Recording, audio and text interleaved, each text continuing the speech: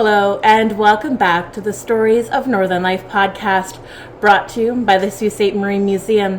I'm your host, Nicole, and today I'm bringing you an interview that I did with Tiziana Principe, and this is going to be for our Francophone History Collection Project.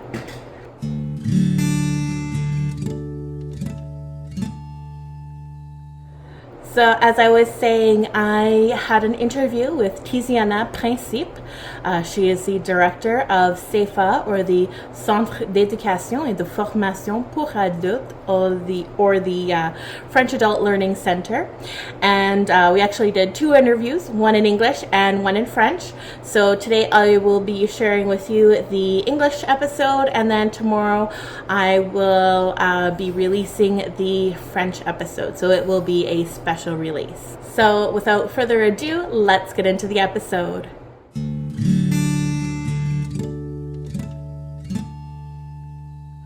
All right, so welcome. Now, can you state your full name?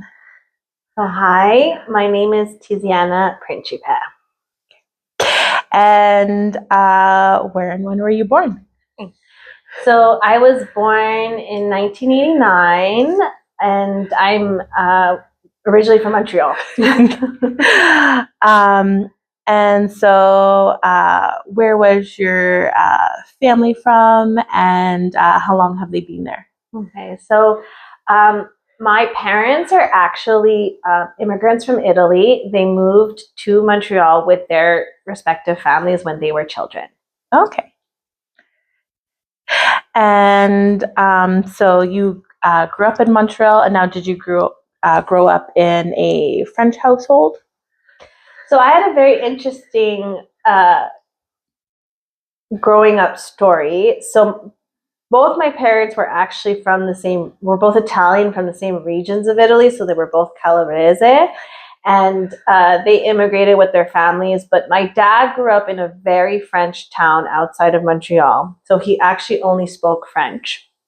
And my mother grew up in a quartier in Montreal, but it was slightly more anglophone. Mm-hmm. So neither one, one spoke more French than English, and so then when they got together, I learned both languages. Okay.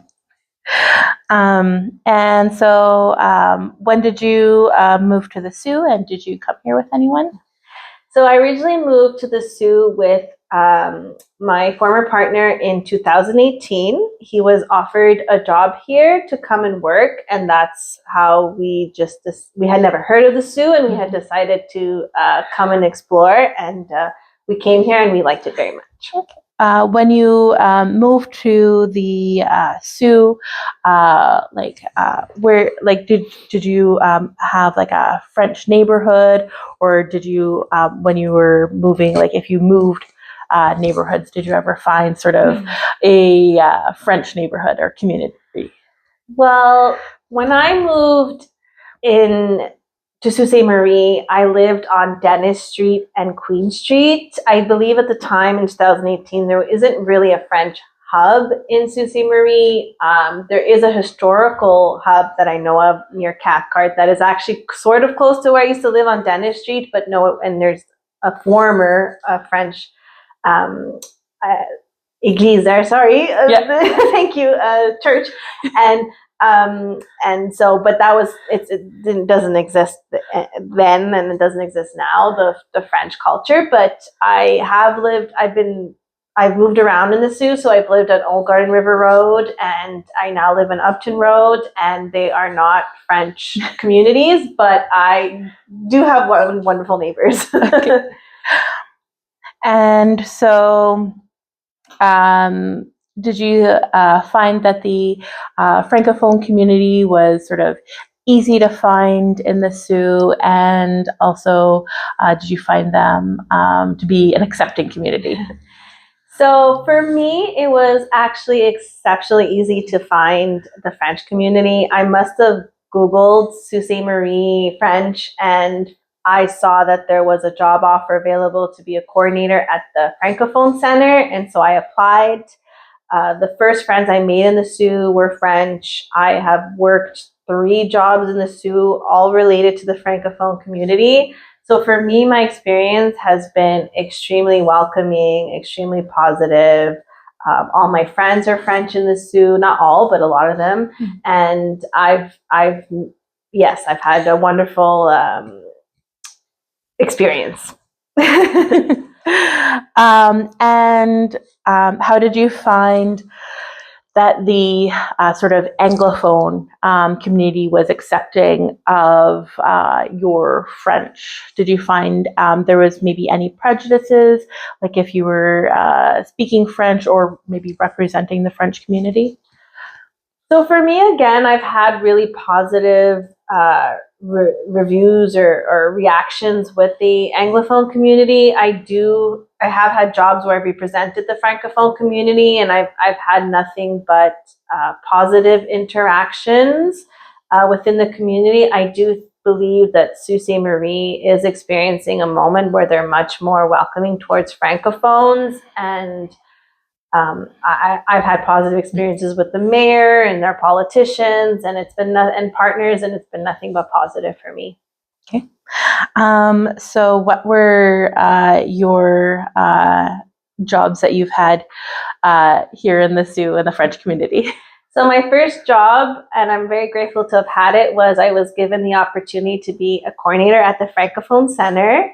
And I very much enjoyed it. I also worked, it was a part-time job, and then I worked at École des Rapides, which is a French elementary public school here. And so I was able to work there my first few years. And then later on, I was able to get a job offer at the Centre d'Éducation et de Formation pour Adultes, in which I work there now. And it's a French adult learning center here. And I was given a management position, and it's been really great. And I really love my job. And what activities have you participated in, like Francophone activities? Everything.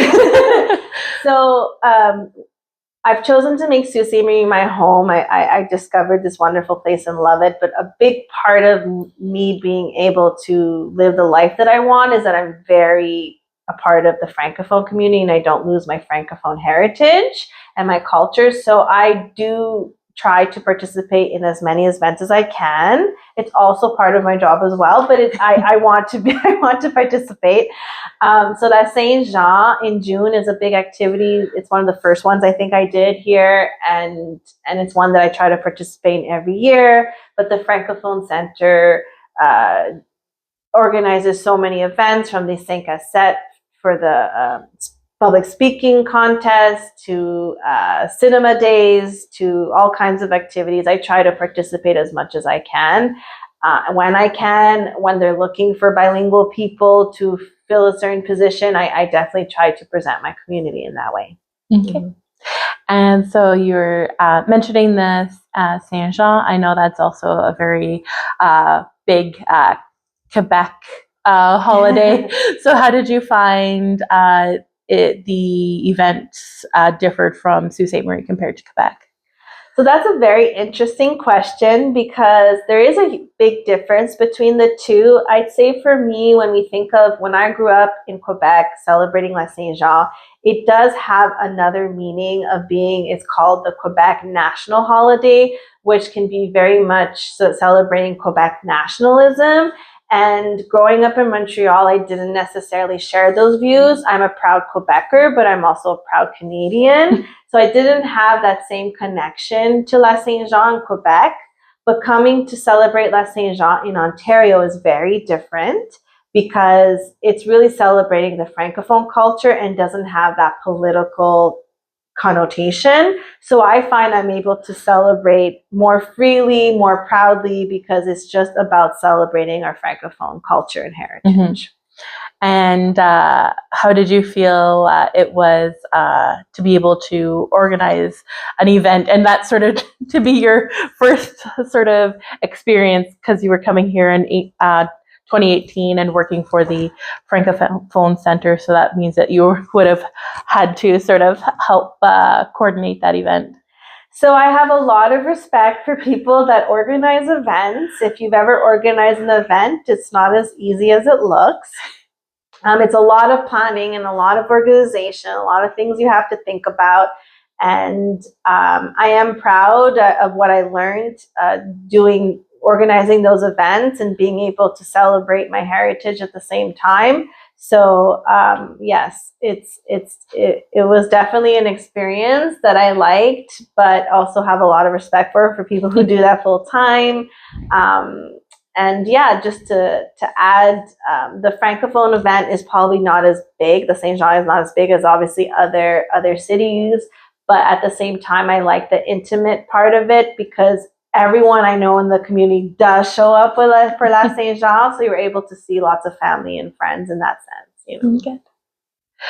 And do you find that sort of in your role as director of SAFA that you get to meet more Francophone newcomers and get to sort of experience that growing French community and being able to sort of help people that were sort of in your same position? Yeah, so definitely my role lets me stay very much in contact with the Francophone community and engage with the Francophone community.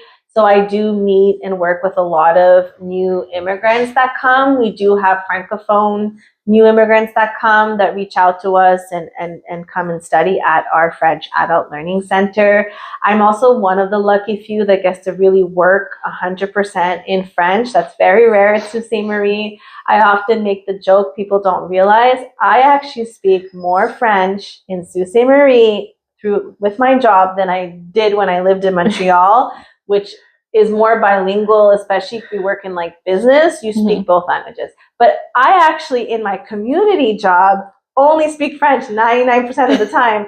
So I think it's fantastic because I get to preserve my language, but I also notice it's a very unique and rare experience here in the Sault. Mm-hmm.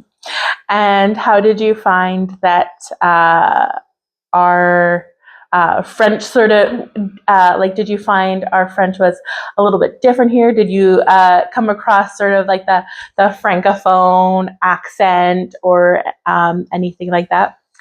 So yes, when I first moved, I definitely noticed like a Franco-Ontarian accent or twang. It's funny you mentioned that because I also, when I worked at the Francophone Center, did like Francophone accent sensibility campaigns to help people be more like open to different accents.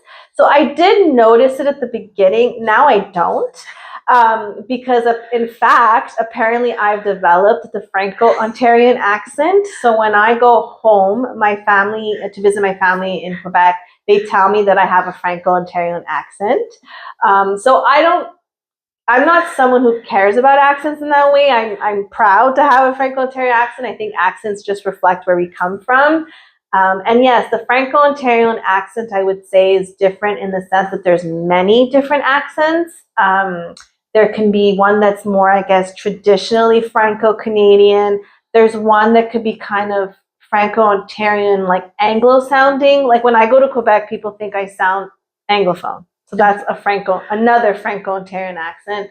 And then I also think because of the new waves of immigration, and you have people with like French accents from France or that kind of Francophonie accent that's different as well. I'm a little bit used to Francophone accents because I also grew up in Montreal that has a huge Francophone diversity. So I'm used to like Algerian accents and Moroccan accents and a lot of French from France. And so for me, the transition wasn't that difficult, but there are definitely new expressions that I learned. Mm-hmm.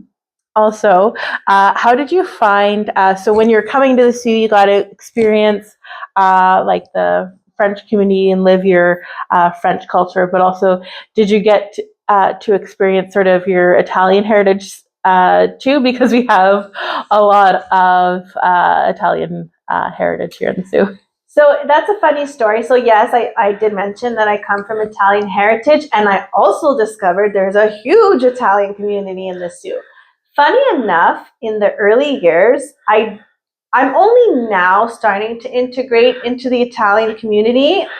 They've been harder to infiltrate.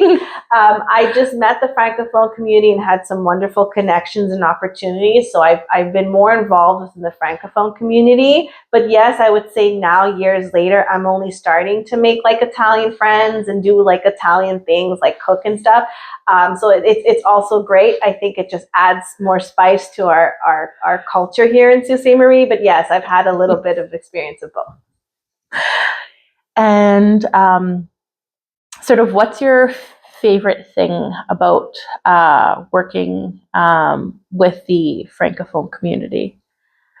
I definitely like, sometimes it can be difficult working within a minority group because obviously there's challenges related to that in terms of preserving our language and culture.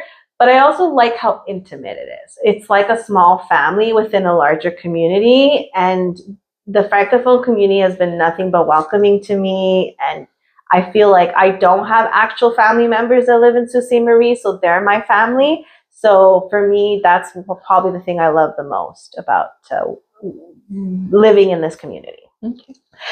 And now sort of going on to learning about the history of the community. Did you or when did you learn about the sort of Francophone crisis that we had here in the 80s, but then also the English-only resolution in 1990? So yes, I did not know a lot about Sault Ste. Marie's Francophone history when I first moved here. So I was very curious. I did a lot of research to learn that, Sault Ste. Marie, one, is one of the oldest settlements and French settlements from early on. But also, of course, I learned about the crisis in the 80s and 90s. That was interesting to learn. I didn't know, I was not alive during that time. So I learned it here. It was interesting and difficult to hear how intense the situation was, in fact, that Francophones did feel threatened and things like that. So it was a sad part of history to learn, a bit surprising as well, because when I think of my experience with Sault Ste. Marie, people here are so lovely and kind. It's hard to think of that, but things happen. So it's very important, though, to know the history, even if I wasn't there, and to share that history and to listen to people who still feel the effects of that history. So it's very important that we continue to acknowledge it, and within my role too, because I work in the Francophone community, to make sure that that history is known and acknowledged. Mm-hmm. Perfect. And now, were there sort of other sort of Francophone events that you sort of lived through here in the Sioux? Yes. So I did live through a personal one. Was in 2018 when I had first moved. The political party in charge at the time, Doug Ford, I guess had made some sort of announcement that he would cut funding for Francophones. And there was a huge reaction in the Francophone community against this. I happened to be the coordinator at the Francophone Center at the time. I remember having to write a letter to our representative to be like, this is not a good idea, etc. And I also participated in my first protest outside Ross Romano's office at the time. So that was an interesting experience for me. I'm not a very political person, but I did, represent my French rights. And for me, it strengthened my French identity. And I think it did for a lot of Francophones in the Sioux and all Franco-Ontarians. So for me, that was a more recent event that was very important. I'm glad to report that then Doug Ford quickly changed his opinion, I guess, of the Francophones. We're still under a Ford government, but we are much more supported, and in that sense, and it hasn't been negative ever since. And in general, I forget which year, but when the mayor issued an official apology to the Francophone community, Mayor Schumacher, in front of City Hall, I did attend that event with many Francophones to witness that. I think that was an important event to witness because I know speaking to people that were there in the 90s, they really felt it was an important acknowledgement. And I do continue to meet artists and things like that who say how, like, what a difference. When I was here in the 90s, I was rejected, and now I'm being invited. So I'm really happy to hear that change in history. Mm-hmm. And now also, were there sort of just other like events just in general that were either like local, provincial, federal, or global that you've sort of lived through and seen effects on here in the Soo?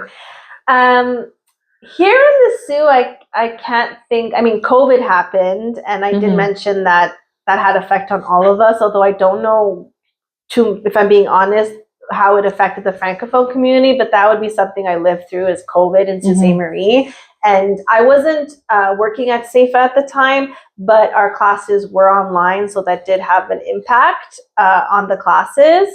In terms of what's marked me globally, I think what's interesting for me, just a general comment, is when I moved to the Soo, I went from living in a Francophone population where the majority of people are Francophone, Quebec, and then moving to a minority population, Francophone, which is very different in terms of dynamics and the impact and the struggles that people go through.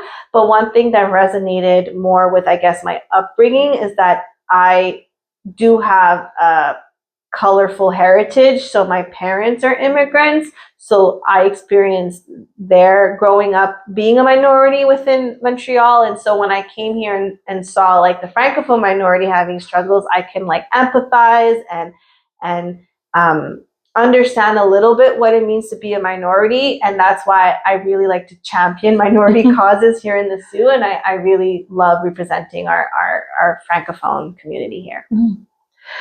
Now, is there anything you would want sort of the like Anglophone or like sort of the rest of the community outside of the Francophones to know about our Francophone community here in the Soo? I think we always have to remind them that we do exist. We're not going anywhere. Those of us, there's many of us that are very proud to be Francophone, that it's very important for our heritage, that we want to keep it thriving and alive in Sault Ste. Marie, that we think we contribute a lot to society, to the vibrant different cultures that we have going on now in Sault Ste. Marie with all the influx of newcomers. And I think we really add to the diversity and the heritage.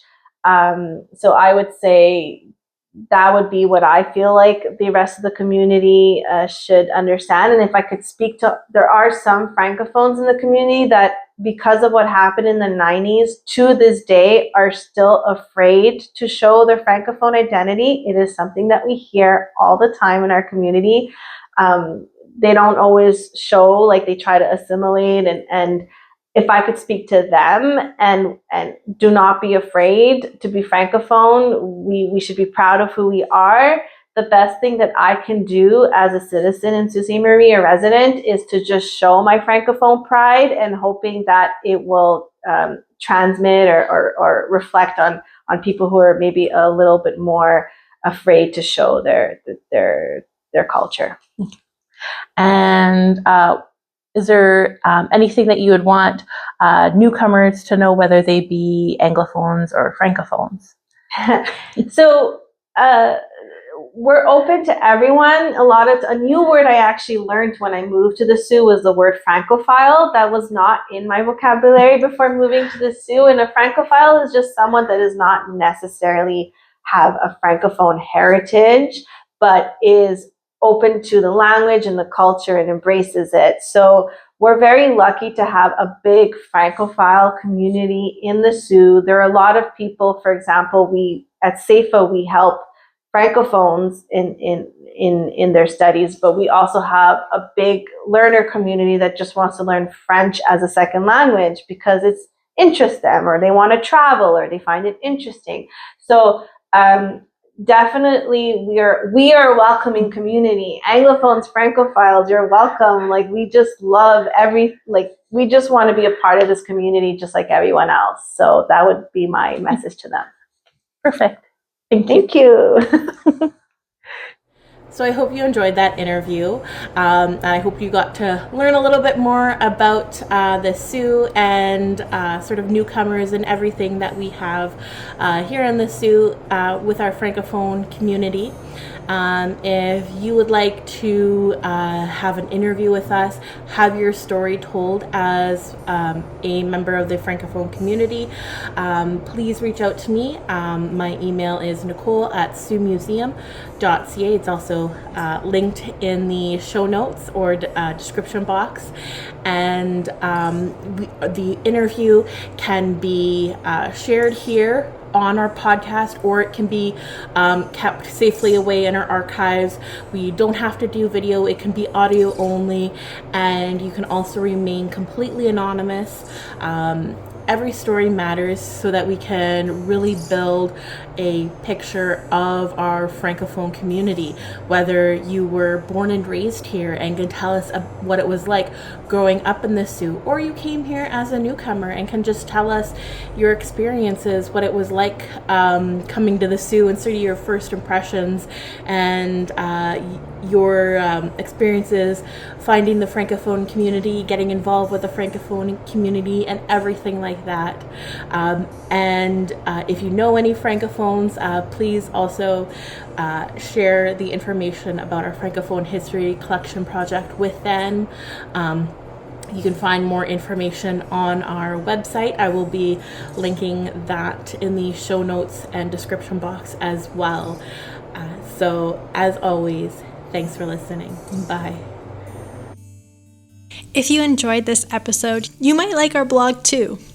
Head over to our website, Sault Museum, that's SAULT museum.ca, and look under Discover. You will find our blog, Museum Musings. We share short synopsis of influential people, historic places, and impactful events in our history. Pictures are always included, and you will be sure to learn a little something new with each post.